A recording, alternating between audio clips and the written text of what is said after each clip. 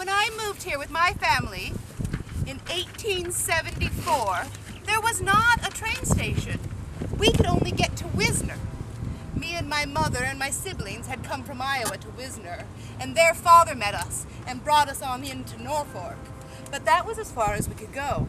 And I've heard that when Norfolk was first founded, when they sent the first 3 gentlemen to search out a place to find Norfolk, there was not a train station any closer than Omaha. So those gentlemen who found Norfolk and decided to put us here, they walked on foot from Omaha to locate this. Often called the Federal Building because it was built by the federal government. We got $100,000 to build it. President Theodore Roosevelt signed it so that we could build this lovely building in our town. Oh, and right there, that's how we named it, the McMill Building. They actually made an expansion in 1903. They duplicated the building. It was a mirror image, exact opposite, one side to the original, in 1903. And in Roman numerals, right there you can see it, 1903. Kind of looks like the word McMill.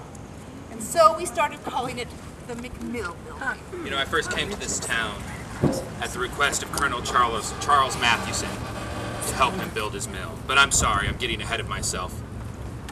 Let me introduce myself. My name is Herman Jarick.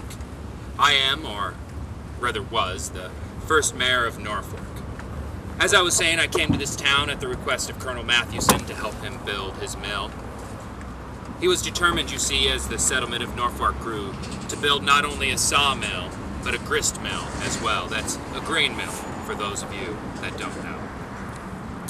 Now, the day after I arrived, on the 29th of April, 1869, we immediately set about putting up the first timber frame building in Norfolk. It was a store that was to be part of the mill compound just here next to this road.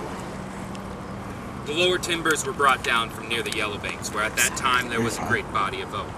But the balance of the lumber had to be hauled up from Columbus. Well, the summer and spring of '69 were exceptionally wet, and this made travel quite difficult, if not impossible, with a full load of lumber.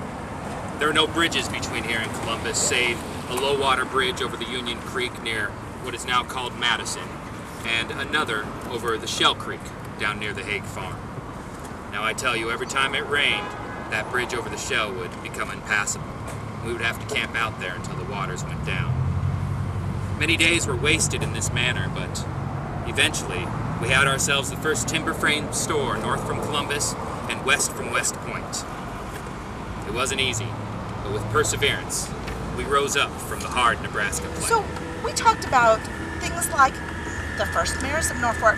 Now you met Mr. Herman Jarick as our first mayor. He was also the 4th and 5th mayors. At the time, Norfolk's mayors only served a 1-year term. Now in my time of 1934, Mr. George W. Phelps was the mayor. And that was his 2nd term as well, I believe. The first time though was 1922, I believe. Not positive about that date, but I think that is right. Yeah. Now, I'm told that as this is the year 2016, your current mayor is Miss Sue Futman, and she holds the distinguished title of being the first female mayor of Norfolk. Is that correct? Ah, this is amazing to me. In my time of 1934, the law, or the amendment to the Constitution, the 19th Amendment had been ratified less than 15 years ago, and in 1934, a lot of women still didn't even vote. So the thought of running for public office, that is just amazing to me.